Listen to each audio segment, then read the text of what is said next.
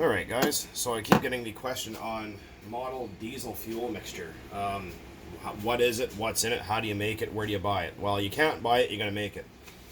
Well, actually I kind of lied. You apparently can buy it in other countries. Like I think they still sell it in England and the United States from Davis Diesel, I think. I could be wrong, but here's what you need. You're gonna need castor oil. Very important. Regular two-stroke oil can work, but it doesn't have enough film strength. Depending on which one you get, or it might not blend properly. So that's what I use. You're gonna need an ignition improver. This stuff, this Stanadyne, whatever it's called, stuff works really well. I will caution you on this stuff. You don't need much, just a little bit. If you put too much of that in there, your engine will run very hot. I mean very, very hot. Ignore the seafoam. That's just what we're gonna put the fuel mixture in. And then you're going to need kerosene, or if you live in Europe, petroleum, or I guess paraffin if you're in England, I think. So you're going to need that stuff. This is K1, very clear, clean burning kerosene. I know some countries it's usually red or blue, because they, and some places it is here, it's red here too sometimes if you buy it at the pump. To prevent you from putting it in your diesel truck, because if they dip your tank and find red kerosene or red diesel, you're screwed. And then just a little bit of regular old number 2 pump diesel. This is winter diesel. As you can see, it's green.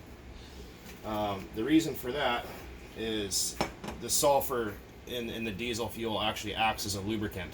That may sound funny, but it's true. And you're going to need some ether. Now, depending on where you live and what country you're in, this might be hard to find. This is starting fluid. They use it for diesel trucks and cars and all sorts of other stuff. Basically, this is what makes the fuel to be able to be lit without a spark. And these are the engines I'm referring to here, and they don't have a glow plug or any kind of preheat.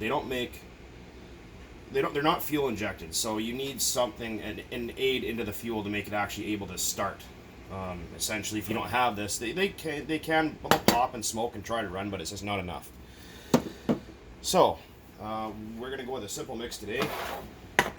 I'm not going to be spraying ether inside my house because, although I do have very good ventilation where I am, it's fucking dangerous and can blow your house up. Anyways, so, like I said, the seafoam is just for the container. You want to store this stuff in an airtight container, because if you don't, the ether can evaporate off and you're going to be left with a puddle of kerosene and oil. So, what we have here is we're going to go with a basic mix. It's called British mix. It's basically just 30-30-30 or 50-50-50 or 70-70-70. It doesn't really matter. It's just equal parts of each.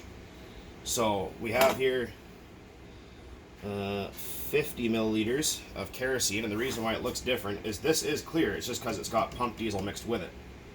So there's roughly 50-50 of pump diesel and kerosene. You don't have to do that, but it is better because the petroleum we get here isn't as good as what they got in Europe. Okay, what's next? So we're going to need some ignition improver. And remember what I was saying, you do not need much. Just a little teeny bit, because if you put too much, it gets too hot. So we're at 50. We're going to go just a sip, probably that much, which is 52 milliliters. So like I said, not much. Stuff really smells weird. It's, what is it again? It's number 2 ethyl hexyl nitrate. Amyl nitrate works good if you can get it. I know it's illegal because people use it to get high. Okay, so we got our 53 milliliters. Well, it doesn't really matter if it's off a little bit. You're not going to hurt anything. In we go. You guys can see that. So that's one portion. Got 2 more. Right. Now you're going to get with our oil. And, like I said, it doesn't have to be super specific. Let's see here. I don't really have a lot left in there, so we might have just enough.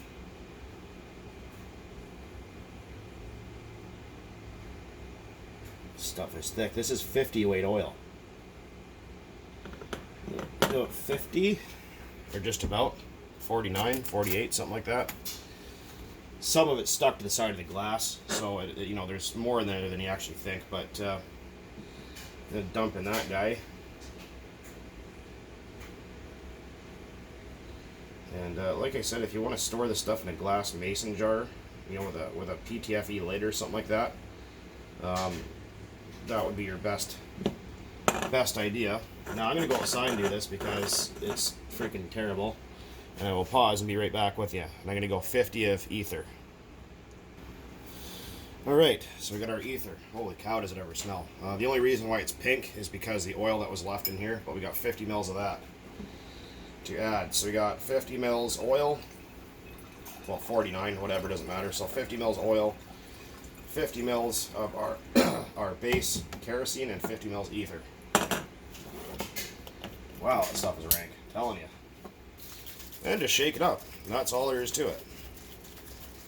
Just be careful because, like I said, no open flame, spark, electric motors going, anything like that, because it can explode and with one hell of a bang if you're not careful.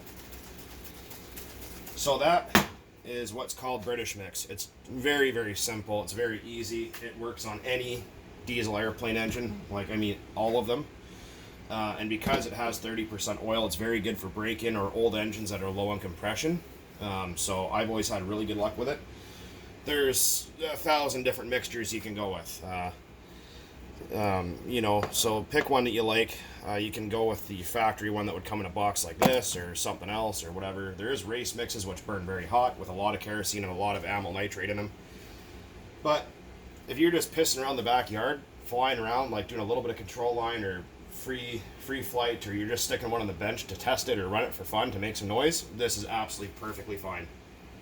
So just thought you guys might want to see that. Maybe you guys might find it interesting. I don't know. Now, you know, like I said, sometimes the ether can be difficult to get in some countries. It can be illegal.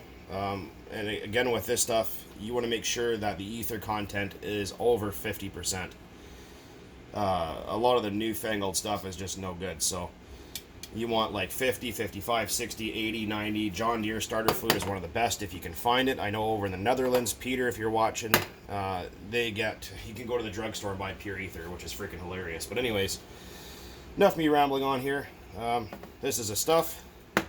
You guys seen my MK17 start on the test stand with that same fuel mixture. Anyways, guys, until next time, thanks for watching. And keep on burning diesel out there.